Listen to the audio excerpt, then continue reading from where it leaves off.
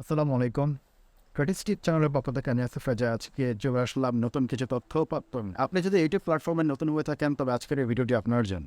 শুরু থেকে শেষ পর্যন্ত দেখার অনুরোধ করে শুরু করছি। আজকের ভিডিওর মূল বিষয় হলো একজন নতুন ইউটিউবার হিসেবে আপনার কী কী করণীয় এবং কী কী ভিডিও জুড়ে রয়েছে গুরুত্বপূর্ণ কিছু তথ্য পাত্র। অতএব পুরো ভিডিও জুড়ে সাথে থাকার জন্য আবারও অনুরোধ করছি। আলোচনার প্রথম পয়েন্ট হচ্ছিল একটি চ্যানেল নিয়ে কাজ না করা। আর এই পয়েন্ট নিয়ে আলোচনা করতে গেলে আমাদেরকে চোখ বোলাতে হচ্ছিল ওয়ারেন বাফেটের একটা মন্তব্যে, যেখানে তিনি বলেছিলেন আয়ের জন্য একটি উৎসের উপর নির্ভর না। আপনার একটি চ্যানেল আছে যেটি আপনার মনিটাইজেশন আছে এবং এখান থেকে আপনি মাসে মাসে লাখ লাখ টাকা ইনকাম করছেন। ধরুন কোনো এক সময় এই চ্যানেলটি সাসপেন্ড হয়ে গেল বা মনিটাইজেশন ডিসেবল হয়ে গেল, তখন আপনার করণীয়, তখন আপনার কোনো কিছু করা থাকে।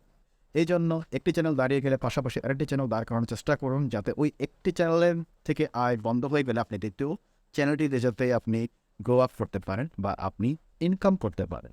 এই জন্য আপনার একটি চ্যানেল যখন দাঁড়িয়ে যাবে তখন অন্য একটি চ্যানেলের দিকে ফোকাস করুন, পাশাপাশি দুটো চ্যানেলকে আপনি একই সাথে রান করার চেষ্টা। আর ঠিক এই কারণেই আপনি যদি ইউটিউবিং করার কোনো ইচ্ছা প্রকাশ করে থাকেন তাহলে পাশাপাশি দুটো চ্যানেল গ্রো আপ করার চেষ্টা করেন বা দুটো চ্যানেলকে ফোকাস দিন, যাতে আপনি একটি চ্যানেল ডিসেবল বা হ্যাট বা মনিটাইজেশন সাসপেন্ড হয়ে গেলেও আপনি আরেকটি চ্যানেল দিয়ে যাতে নিজেকে ধরে রাখবেন। দ্বিতীয় পয়েন্ট নিয়ে কথা বলা যাক। দ্বিতীয় পয়েন্টে আমরা যে বিষয় নিয়ে কথা বলবো সেটা হচ্ছে চ্যানেলের সাবস্ক্রাইব, কমেন্ট, শেয়ার করতে না।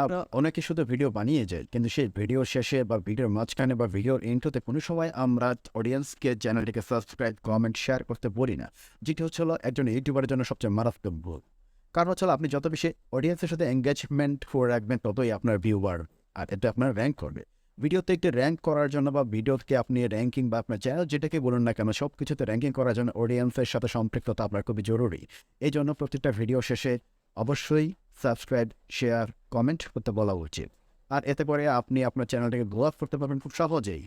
3 নম্বর পয়েন্টে আলোচনা করতে গেলে আমরা এই পয়েন্টে বলবো ভিডিও লেন্থ সম্পর্কে সচেতন না হোক। আমরা অনেকেই ভিডিও লেন্থ খুব শর্ট করে ফেলি। আমরা ম্যাক্সিমাম লোকই এখন বর্তমানে শর্ট ভিডিও তৈরি দিকে ঝুঁকে আছি, যেটি একটি ভালো প্র্যাকটিস নয়। আপনি যদি ভালো একটা লেন্থের ভিডিও তৈরি করতে পারেন তাহলে আপনার এঙ্গেজমেন্ট সবচেয়ে ভালো হবে। সাধারণত ইউটিউবে ডিফল্ট হিসেবে 15 মিনিটের একটি ভিডিও দেওয়া থাকে। অতএব আপনাকে এই ডিফল্ট অনুযায়ী এর কাছাকাছি একটা ভিডিও লেন্থ তৈরি করা উচিত। এতে করে আপনার ভিউ যেমন বাড়বে, আপনার চ্যানেল গ্রো করবে, আপনি সাবস্ক্রাইব এবং অডিয়েন্সও ভালো পাবেন। এবার আসুন 4 নম্বর পয়েন্ট নিয়ে কথা বলা যায়। এই 4 নম্বর পয়েন্ট নিয়ে কথা বলতে গেলে যে পয়েন্টটি সবচেয়ে বেশি গুরুত্বপূর্ণ মনে হয় আমার কাছে, সেটা হচ্ছে সোশ্যাল নেটওয়ার্কে নিজের ভিডিও শেয়ার না। আমরা অনেকে ভিডিও বানিয়ে শুধু ইউটিউবে আপলোড করি, কিন্তু মনে রাখতে হবে পাশাপাশি ফেসবুক, টুইটার, ইনস্টাগ্রামেও পাশাপাশি আমাদের এই ভিডিওগুলো আপলোড করা উচিত।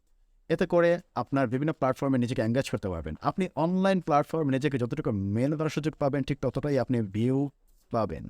আপনাকে অডিয়েন্স কালেক্ট করতে হলে ইউটিউবের পাশাপাশি আপনাকে অবশ্যই সোশ্যাল নেটওয়ার্কের দিকেও নজর দিতে হবে। আর এই জন্যই সোশ্যাল নেটওয়ার্কে আপনি আপনার চ্যানেলের নামে একটি করে পেজ খুলে রাখুন। আর এতে করে আপনি ইউটিউব থেকে যতটুকু ভিউজ পাবেন, ঠিক পাশাপাশি সোশ্যাল নেটওয়ার্কের থেকেও আপনি ভিউজ পাবেন। এই জন্য পাশাপাশি দুটোকে ব্যালেন্স রেখে আগানোর চেষ্টা করুন।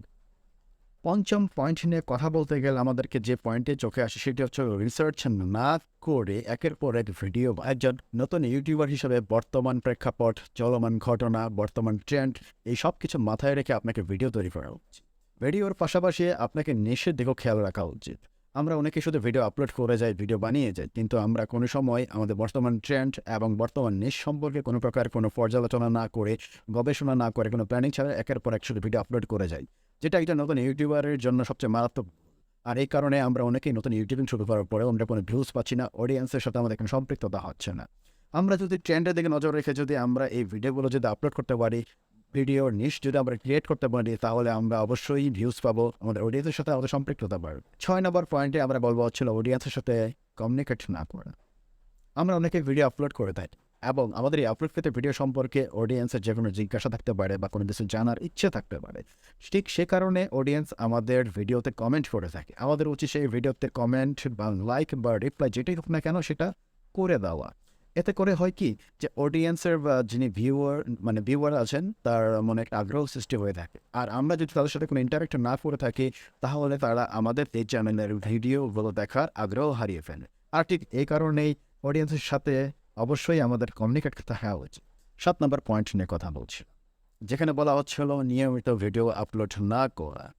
ম্যাক্সিমাম নতুন ইউটিউবাররা প্রথম দিকে ইচ্ছে মতো একের পর এক ভিডিও আপলোড করতে থাকে। যখন কোনো প্রকার কোনো ভিউজ বা অডিয়েন্স পাওয়া যায় না, তখন তারা আগ্রহ হারিয়ে ফেলে। আর ঠিক এই কারণে তারা রেগুলার ভিডিও আপলোড করা থেকে বিরত হয়ে পড়ে। কিন্তু মনে রাখতে হবে এটি হচ্ছে আমাদের জন্য সবচেয়ে বড় একটা ভুল। আমাদের ভিউজ বা অডিয়েন্স আমরা না পেতে পারি, তাতে কোনো আগ্রহ হারানোর কোনো কিছু নেই। আমাদেরকে একের পর এক ভিডিও আপলোড করা উচিত। আর এতে করে ইউটিউবের অ্যালগরিদমে আমাদের চ্যানেল সম্পর্কে একটি ঘন্টা বাজে, যেটা হচ্ছে হলো আমাদের এই চ্যানেল থেকে প্রতিনিয়তই ভিডিও আপলোড করা হচ্ছে। আর এই কারণেই চ্যানেল আস্তে আস্তে গ্রো আপ হবে। আর আমরা যদি আগ্রহ হারিয়ে ফেলে যদি আমরা রেগুলার ভিডিও আপলোড না করে থাকি, তাহলে চ্যানেলের গ্রোথ কমতে থাকবে। আর ঠিক এ কারণেই ম্যাক্সিমাম বড় বড় ইউটিউবার যারা আছেন তাদের একটাই পরামর্শ, সেটি হচ্ছে হলো রেগুলার ভিডিও আপলোড করা। আপনার ভিউজ বা অডিয়েন্স আসুক আর না আসুক, তবে যদি ভিডিও বা অডিয়েন্স যদি না আসে, তবে সেক্ষেত্রে আমাদের উচিত হচ্ছে হলো thumbnail, description, title, hashtag, keyword এগুলো দিকে নজর রাখা, যেটা হচ্ছে হলো SEO নাম্বার। ইউটিউবের গাইডলাইন সম্পর্কে না জেনে ভিডিও আপলোড। আমাদের প্রত্যেকের উচিত ইউটিউবিং শুরু করার আগে ইউটিউবের গাইডলাইন বা ইউটিউব কমিউনিটি সম্পর্কে জেনে নেওয়া। আমরা যদি ইউটিউব গাইডলাইন বা কমিউনিটি সম্পর্কে না জেনে আমরা যদি ইউটিউবে ভিডিও আপলোড করতে থাকি, তাহলে কোনো না কোনো এক সময় আমাদের এই ভিডিওতে কপিরাইট ক্লেম চলে আসতে পারে, কপিরাইট স্ট্রাইক চলে আসতে পারে। আর স্ট্রাইক যখন চলে আসবে, তখন আমাদের মনিটাইজেশনের জন্য সবচেয়ে বেশি প্রবলেম হতে। আর ঠিক এই কারণে গাইডলাইন সম্পর্কে জেনে নেওয়া উচিত। আর যেগুলো সাধারণত ইউটিউবের প্ল্যাটফর্মেই আপনি পেয়ে যাবেন, বা গুগলে সার্চ করলে ইউটিউবের গাইডলাইন বা কমিউনিটি সম্পর্কে জানা যেতে। সর্বশেষ পয়েন্ট হচ্ছে হলো ইউটিউবে কী নিষিদ্ধ সেই বিষয় সম্পর্কে। আমরা যদি এই বিষয়গুলো না জেনে যদি কন্টেন্ট ক্রিয়েট করতে থাকি, তাহলে এক সময় আমাদের চ্যানেলটি ডিসেবল হতে পারে বা চ্যানেলে স্ট্রাইক চলে আসতে। আর আমাদের চ্যানেল যদি স্ট্রাইক চলে আসে, তবে সেক্ষেত্রে আমরা চ্যানেলে মনিটাইজেশন পাবো না। আর ঠিক এই কারণে এই বিষয়গুলো থেকে আমাদের খেয়াল রাখা উচিত। চলুন জেনে আসা যাক এই পয়েন্টগুলো কি। পয়েন্টগুলো হচ্ছে হলো misleading content, hateful content, harassment content, harmful content, violent content, misleading data. আমাদেরকে অবশ্যই এই পয়েন্টগুলো থেকে মাথায় রেখে কন্টেন্ট ক্রিয়েট করা উচিত, আদারওয়াইজ আমাদের চ্যানেল ডিসেবল বা স্ট্রাইকে চলে আসতে পারেন। সো আজকের মতো বিদায় নিচ্ছি, আমি আসিফ রাজা। পরবর্তীতে দেখা হবে ইনশাল্লাহ নেক্সট কোনো একটা ভিডিও। আর এরকম নিত্য নতুন তথ্যপত্র জানার জন্য বা পেতে আমাদের চ্যানেলটি সাবস্ক্রাইব করে পাশে থাকার জন্য অনুরোধ করি। আসসালামু আলাইকুম।